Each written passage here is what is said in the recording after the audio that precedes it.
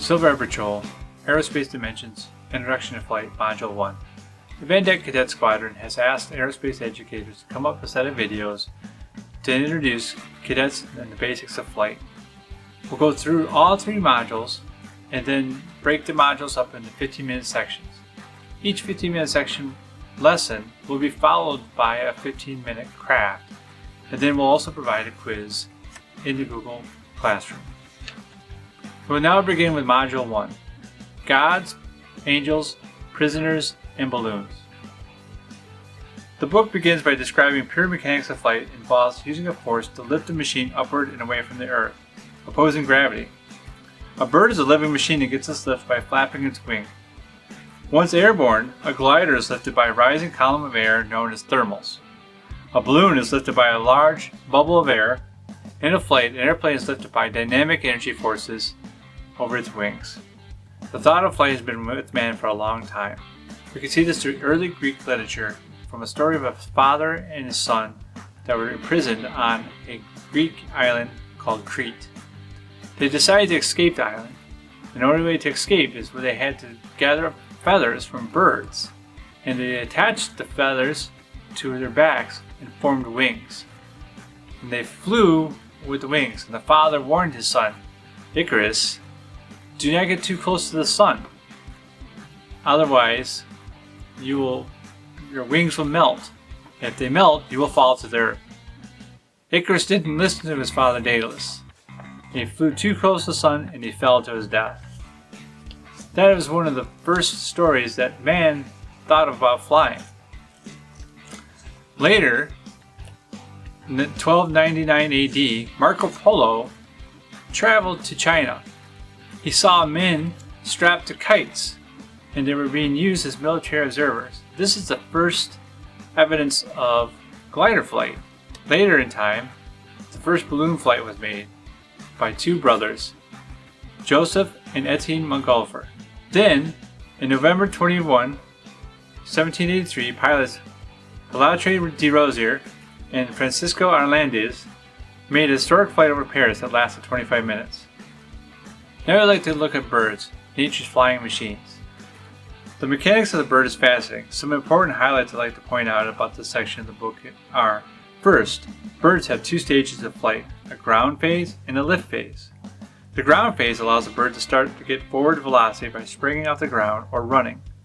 If you've ever seen a big goose take off, it needs a lot of speed and runway to start flying. Second, a bird's wings act like a propeller and a wing. They're more akin to a helicopter than a plane.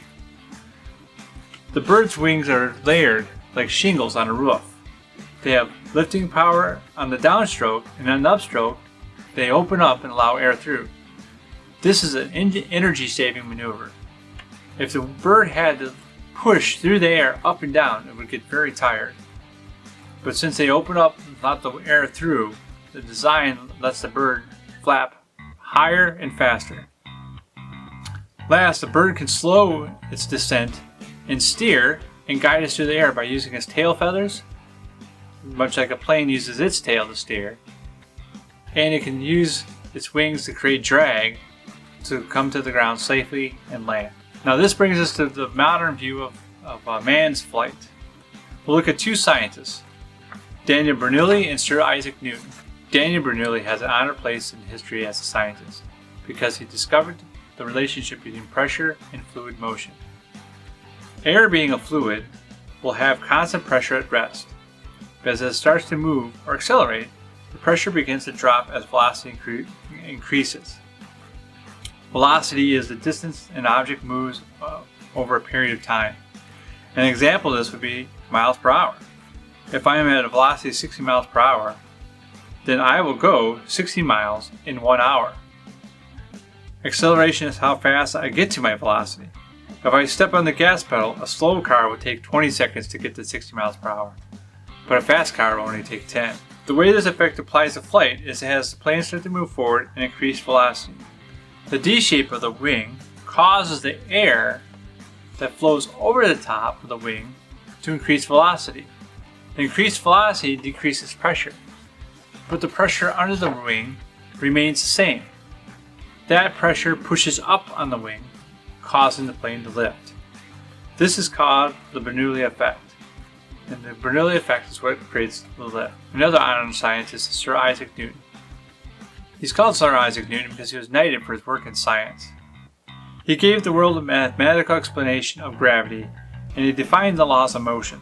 The 3 laws of motion are: first law, an object at rest will remain at rest until it's acted upon by an outside force. If you sat on a teeter-totter, you would sit there for a long time, until a large force acted upon a teeter-totter, like, say, an elephant jumping on the other side. This brings us to Newton's second law. A force acting upon a body causes it to accelerate in the direction of the force.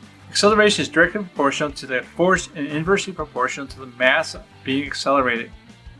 Meaning the weight of the elephant will be forced into you, cause you to accelerate into the air.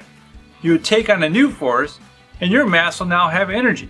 Not good if you fly into something else, because Newton's third law, every action has an opposite equal reaction. The elephant's action results in accelerating you into the air. If you come into contact with something that has more mass than you do, that energy will transfer back into you and damaging you, meaning ouch. Newton's third law is used to explain how aircraft is lifted against the force of gravity. If you stick your hand out the car window, you see Newton's third law in action. When you angle your hand, the force of air will push against your hand in the opposite direction your hand is facing, pushing it away. Change the angle and your hand will move the other direction. It has an opposite and equal reaction to your hand, such as a plane flying through the air, using its wings and rudders to steer. This concludes Module 1. We will now learn how to build the Northrop Grumman Global Hawk and observe how it flies.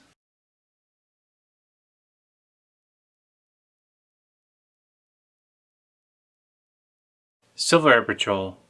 To teach cadets how to... Civil Air Patrol. Come on. This is terrible. The book Gods, Angels, we will now... In flight, an airplane is lifted by we can see evidence of this book. They decided to gather we could see this in air. The thought of we could see this earlier. They formed him into the wing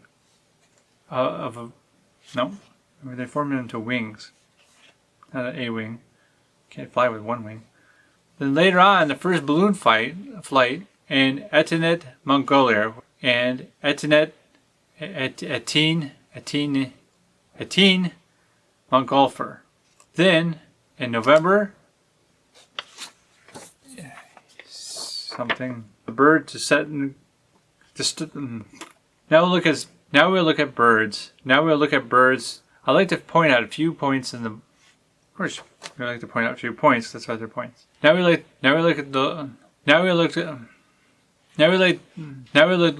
ever seen a blue goose? No, it's not what it says. Second. Daniel Bruton. The three laws of motion are. Third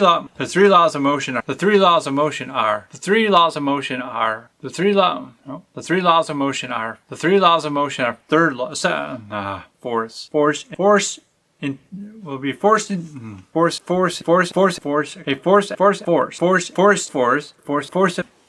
Oh, that's horrible.